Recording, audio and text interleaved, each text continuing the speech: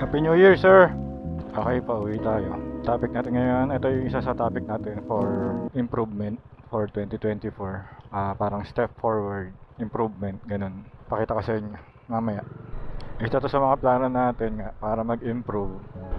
Napaaga lang. Kita nyo? Ito yung isang sa step natin to improve in terms sa content. Tapos meron din tayong mga balak next itong taon na to, improve ng writing skills, improvement sa sarili, ganun. Dito New Year's resolution, plano to. Mas bukod pa dun sa health, ito yung isa sa natin, plano para step up yung content natin kahit pa paano.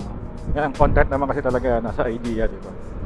Wala naman sa gears, pero sisimula na kasi malobat yung natin, hindi na siya umaabot ng isang oras, parang 45 minutes na lang kada isang baterya. Nagaya ng long ride natin, hindi ko siya makunan ng buo kasi paputol-putol, kasi nga nalolobat. Pero kaya pa naman, okay pa rin naman. Hindi lang natin nakuha na ng isang buo hanggang nung nakauwi tayo, pero okay pa siya kung totoo siya. Sana mag-improve tayo sa content kasi para sa akin, huli yung gear, yung halimbawa yung camera. Mauna pa rin sa akin na dapat mag-improve yung ako, yung paano tayo mag-deliver ng information, energy, hindi utal-utal. Tapos yung idea ng content. Tapos syempre kailangan din mag-improve sa editing, music, ganun. So sa pagkakat, tamang pagkakat, tsaka storytelling. Tapos yung gear nga, para mas malinaw kung tutuusin, kapag makapag-record tayo ng mas maraming clips, footage, para mas marami tayong option. Pero syempre, unahin natin yung nauna lang tong gear kasi nagkaroon tayo ng pagkakataon. Pero dapat yung improvement muna dapat sa content mismo, saka yung pag-deliver. Kaya may communicate ko sa inyo yung mas maayos yung mga information, or kaya yung energy para mas entertaining ng content. Pero syempre excited pa rin tayo. New camera, new gear, new year, new gear. Yan yung title natin. Tapos yung susunod, yung balak natin yung mga courses. Kailangan natin kumuha ng mga courses or lessons sa pagdating sa pagmamotor, kasi motovlog so madalas tayo nakamotor. Saka wala naman tayong ibang mode of transportation, motor lang talaga. So kailangan talaga natin mag-improve para mas maging safe. Gears, motorcycle gears, skills, tsaka yung decision making, importante yun para mas maging safe. Kasi gaya nung nag-ride tayo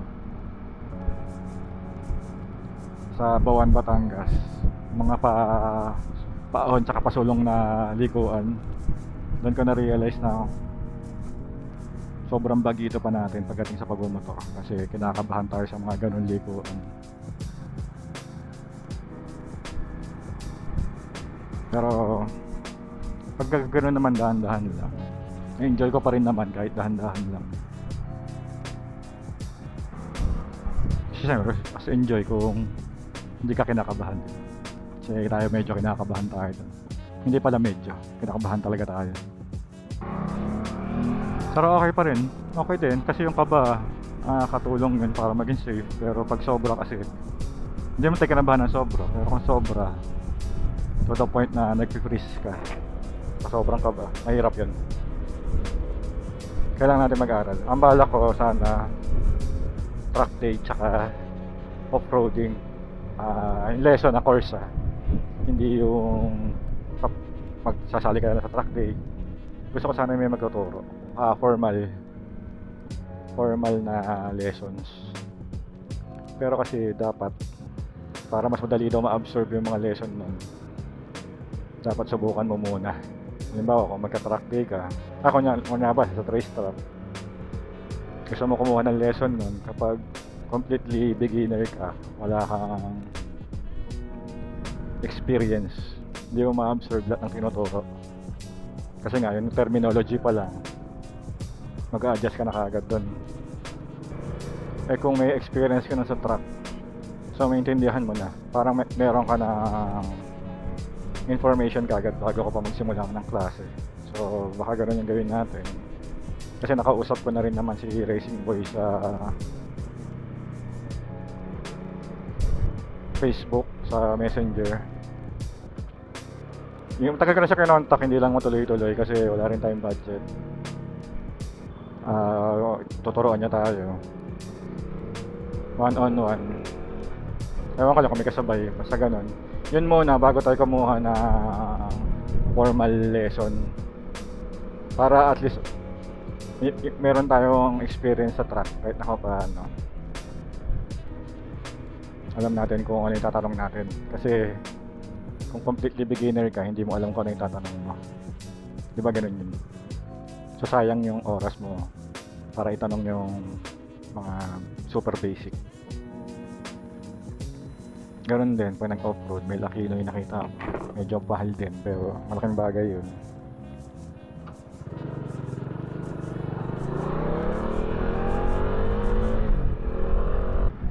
Ayun, basta yun, sana.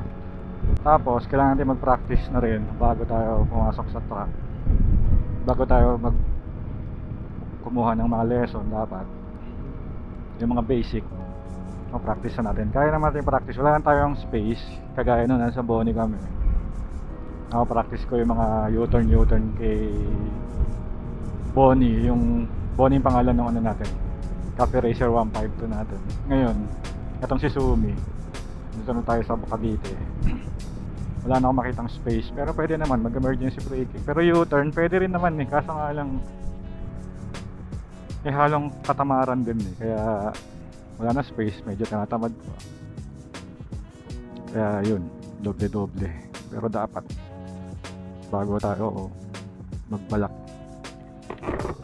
kumuha ng courses, tsaka magpasok sa track or mag-off-road, dapat master na natin yung mga basic. Emergency braking, clutch control, throttle control,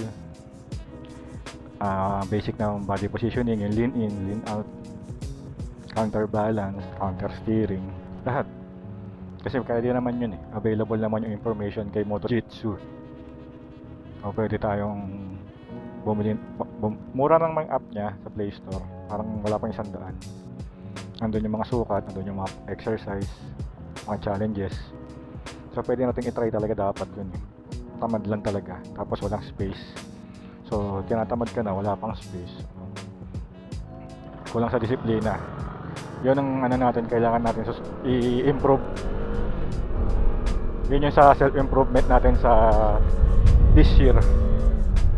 Dapat di tayo tinatamad.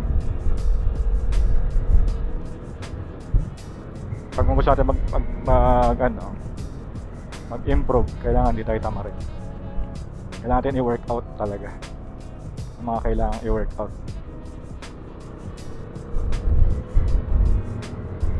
Kailangan natin mag-workout sa physical aspect naman ng katawan natin, mind and body. So yun yung plano natin. Hindi pa siya, alam ko yung mga hindi ko pa lang siya nalista maigi. Nag-content lang tayo ngayon para dun sa gear, equipment, yun na lang, equipment na lang, kasi nagahalo yung gear tsaka riding gears equipment na lang para mas malinaw. So ayun, tapos dito natin tapusin yung short vlog lang. Pakita ko lang sa inyo itong camera na to, binili natin. Okay, hanggang sa muli. Thank you na matindi. Bye bye.